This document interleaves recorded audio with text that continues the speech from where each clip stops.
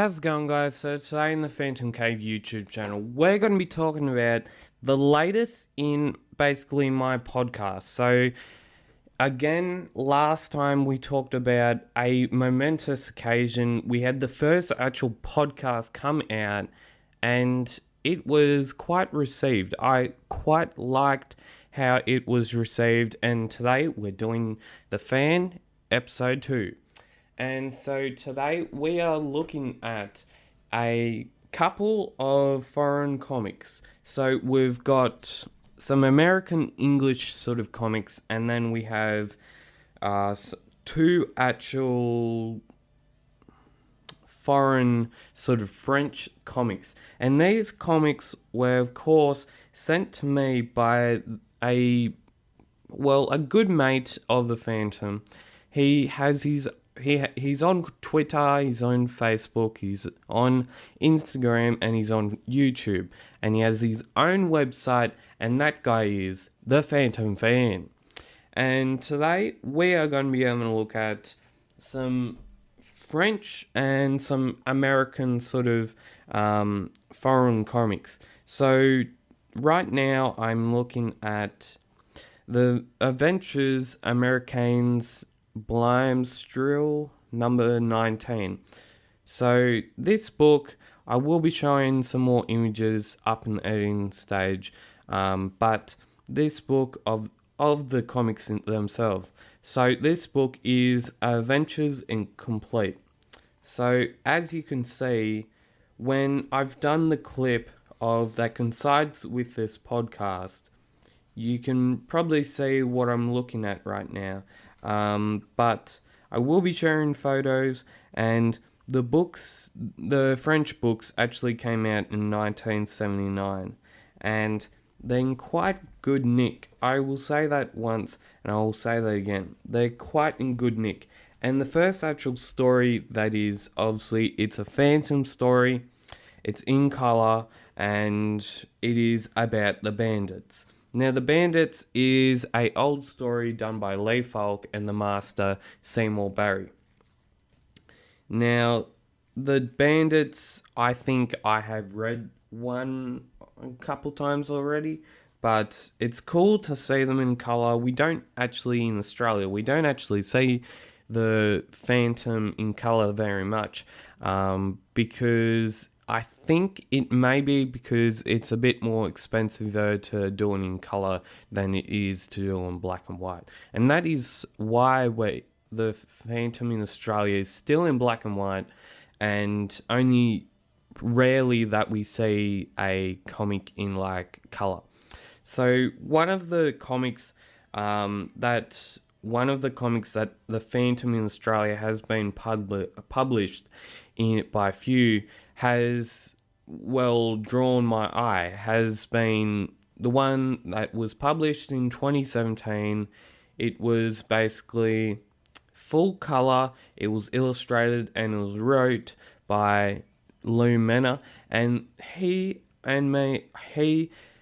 I'm actually going to be doing something with him. There will be an interview coming out this week as this podcast comes out. And as always, we are improving the stuff to do with the Phantom at PhantomCave. And if you haven't subscribed to the PhantomCave YouTube channel, please do click that subscriber button. And as always, we'll get back into it. So the book may like have Phantom in it, but it also has other sort of Phantom or some other sort of comic characters related to what the book is about. And so the one I'm looking at right now is I'll try and pronounce it.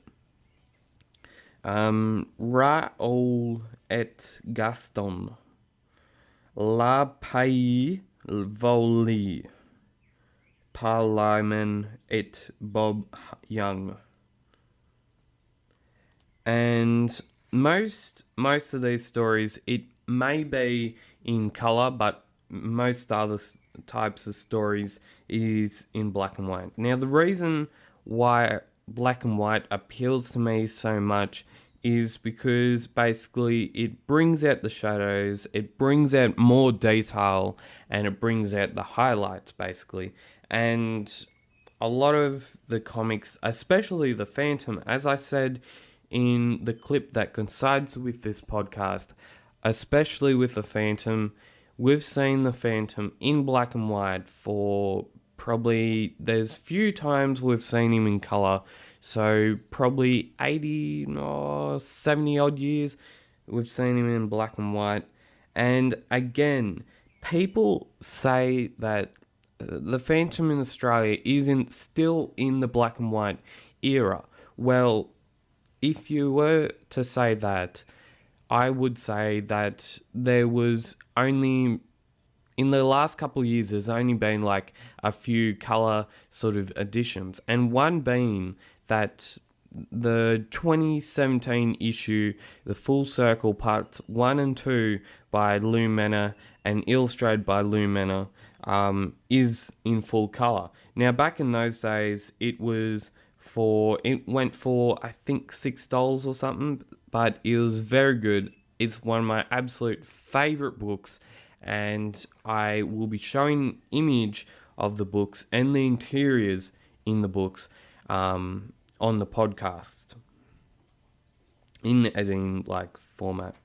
So we also most can be in color. Sometimes it's actually quite good to have it in color, and we actually see on the very last, near the back cover, we see a sort of promo for a Mandrake the Magician comic, a like special. Now I'm guessing with the Mandrake the Magician, it was actually the first ever sort of it was the first ever sort of magician that came out. It's way before Doctor Strange. It's way before Dr. Fate or Mr. Fate. And it's way before Scarlet Sorcerer. Because Mandrake and the Phantom were like, they were basically like sort of enchanters.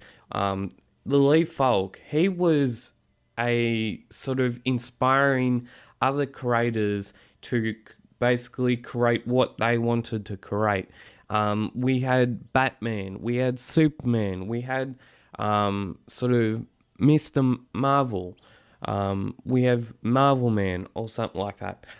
We had loads of other characters that went after the Phantom, and a lot of the Phantom sort of characters that were inspired by the Phantom were actually inspired by the Phantom, if you know what I mean. So we'll get back to what I was talking about, and now we're having a look at the French edition number 22 of Special Lee Fantome. Now again, we see the Phantom in colour. Now I sometimes, as I've said in this podcast, you can get carried away with colour, but most of the time, like in the Sweden editions, they're full colour. So I like to see basically black and white. I like I've said, black and white appeals to me because, like I've said, it brings out the highlights, it brings out the detail, brings out the shadow, and a lot more. But colour can be useful in a lot of ways. It can bring out the different vibrancies in the strip. It can bring out the latest saturations from, I guess, the same sort of printer. And as we all know, the newspaper has been published of the Phantom, like say in the Daily Telegraph. It has been published only in the dailies. For some reason, the Sundays don't get published in the Daily Telegraph anymore. But if I'm wrong, you can basically tell me in the comment section below.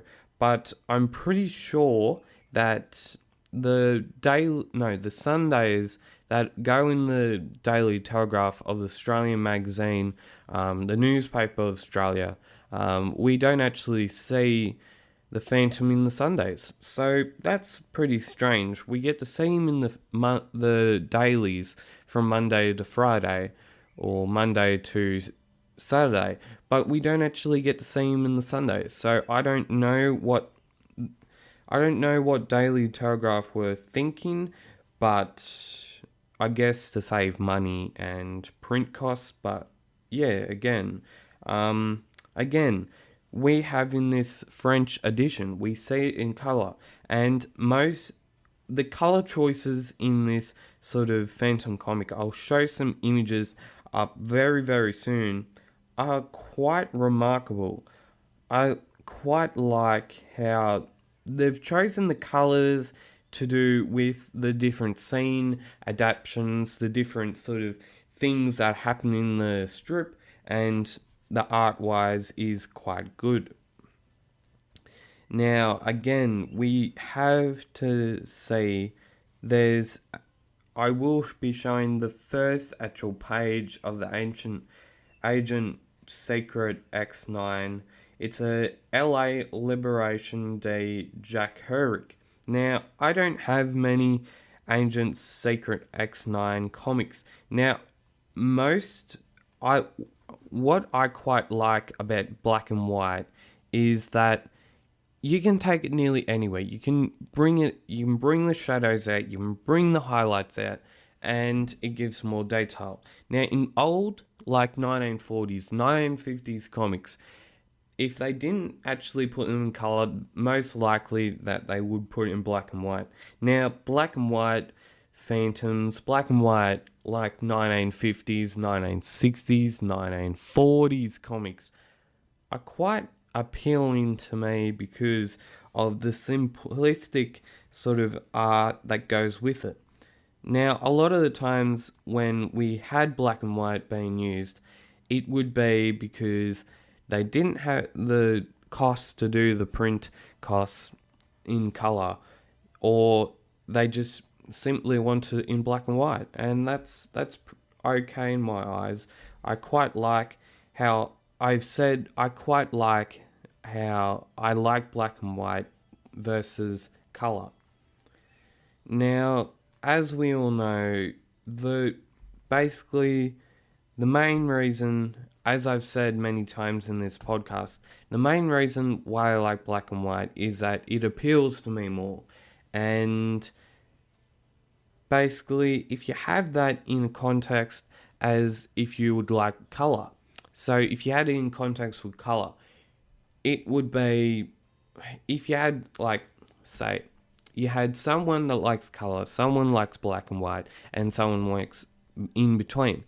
And that's okay if you've got someone who likes color, someone who's like black and white, and one that's in between that is sitting on the fence.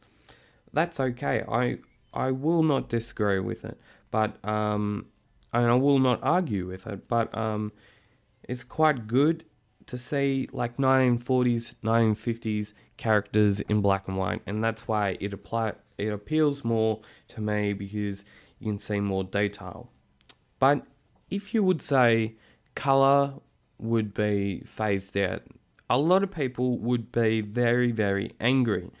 And me, I think sometimes I would be sitting on the fence, and sometimes I would just be going all out black and white.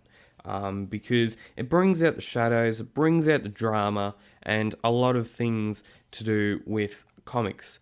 So I've had my spell of doing black and white. Tell me in the comment section, what do you prefer, color or black and white? Does the black and white bring out more drama, bring out more detail, or do you like color because of the vibrancy, the saturation colors, and the colors that go well together? So now we're going to be having a look at issue 1 of Moonstone.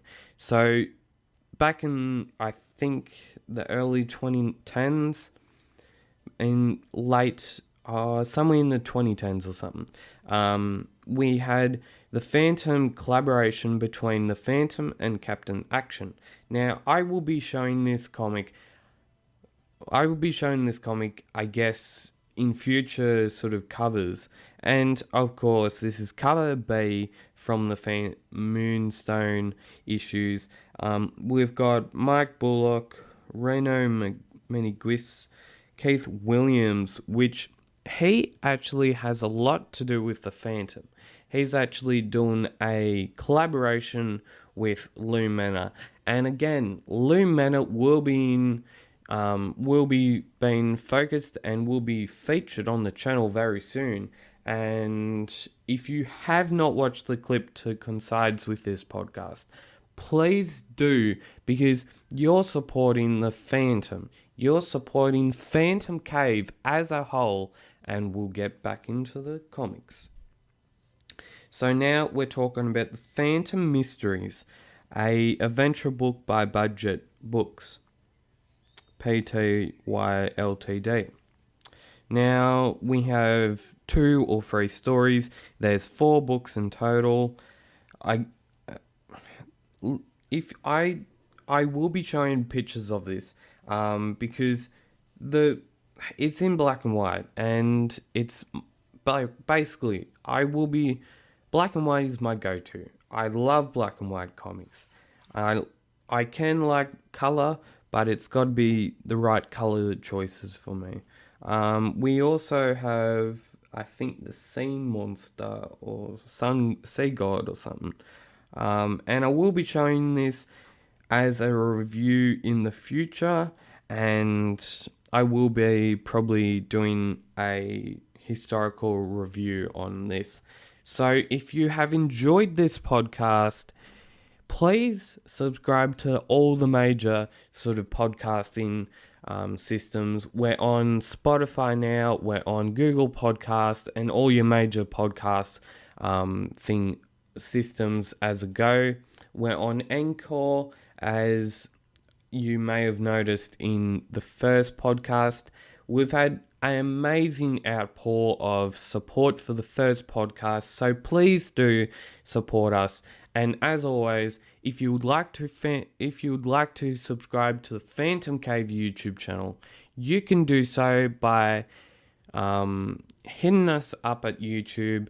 You can subscribe to the latest Phantom content. We do the deepest in-look at the Phantom, and as always, keep Phantom caving, and as always, we'll see you next time in the next